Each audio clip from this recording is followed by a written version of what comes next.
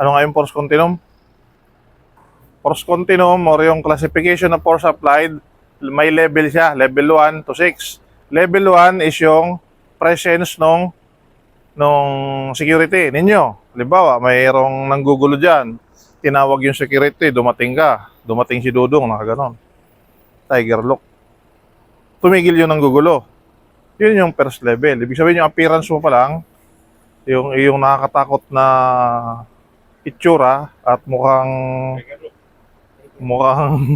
katigil-tigil ay tumigil na siya. So sapat na yun, hindi mo na kailangan itaas.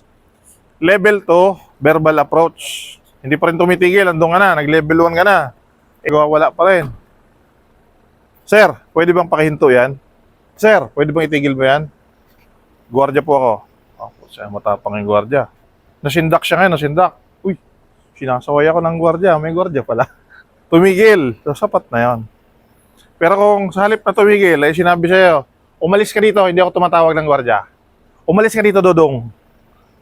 Hindi ka kailangan ng gwardiya dito. Malakas talaga ako magsalita, pero hindi ako nagwawala. Sir, nagkaka-problema po tayo sa ibang customer, natatakot po sila at naabala po yung aming operation. Verbal approach, level 2 pa rin. Ayaw pa rin ni Sir. Tataas tayo sa level 3, sorry, hindi tayo atras. Tataas tayo sa level 3. Ano yung level 3? Unarmed restraint and control procedure. Doon papasok yung mga arresting natin, yung mga joint locking, yung mga paganon-ganon, mga paganon-ganon. Pero saan nag-i-start yon? Papasok ka dito, sir. Medyo hindi na po talaga pwede yan, sir.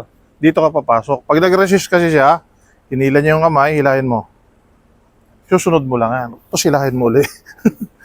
Oh, dito sa posisyon na to, marami ka nang pwedeng gawin. No? Harap ka doon. Oh, huwag masyado. Umatras ako, iniatras ko itong paa na to, dito. Pag iniatras ko itong paa na to, kita, itong aking kaliwang paa. Pag iniatras ko, aangat to. Pag umangat to, kukunin ko yun. Pag sinabi kong pupunta kami doon, pupunta kami doon. Pag sinabi kong doon, doon. Bakit? Ba't siya sumusunod? May masakit, joint. May joint. Yan yung sinasabing control, basic, joint locking procedure. Yan yun. Ihalak ko yan.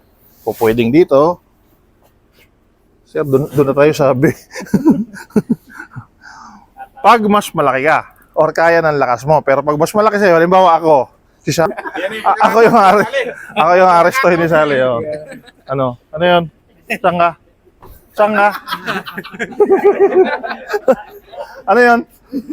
Sige, lock mo. Lock, para mag-lock.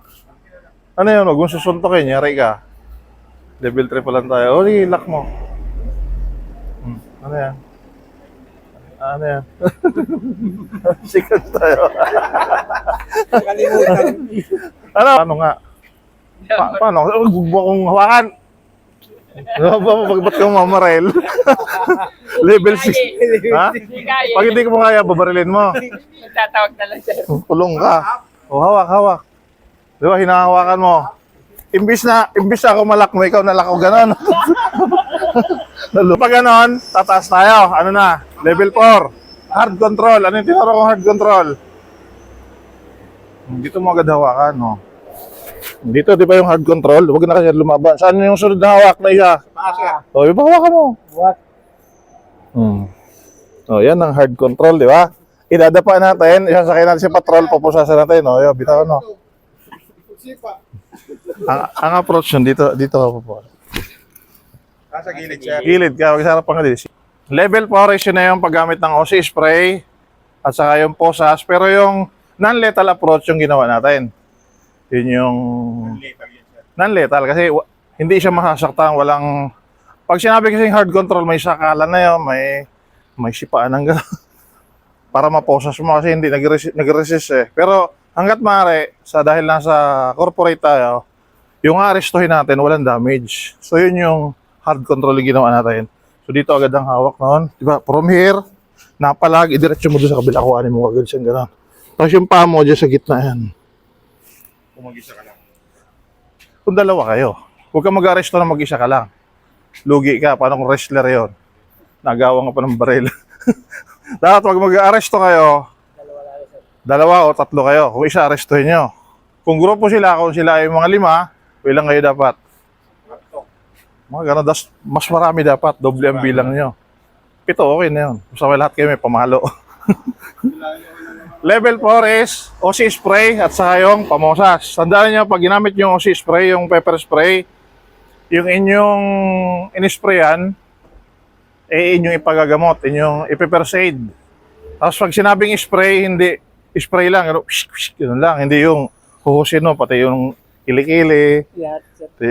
pati yung shipper, kulit ka, pati yung ilong, kanina ka pa, hindi ganon. So pag sinabing spray, mga 2 pisit lang yun, kasi maanghang yan eh. Tapos, mag-iingat ka pa rin kasi pag inisprayan mo yan, yung hangin, di ba? I-consider mo yung hangin. Pag inisprayan mo yan, hindi lang siya makakita, hindi siya makakahinga, pero makapanuntok pa yan, ganun ka. Kaya mag-iingat ka pa rin. Doon mo gagamitin yung iyong level 5. Ano yung level 5? Use of baton. Ano nga yung tinatandaan natin sa use of baton? Level 5. Ano yung dapat tandaan? Ha? Anong target yan? Green areas, yellow area, at red area. Green area ang priority, yellow area ang susunod doon pag mataas ang pain tolerance, iiwasan ng red area. Red area is considered deadly force. So, anong level na tayo? Level 5. O, yung level 6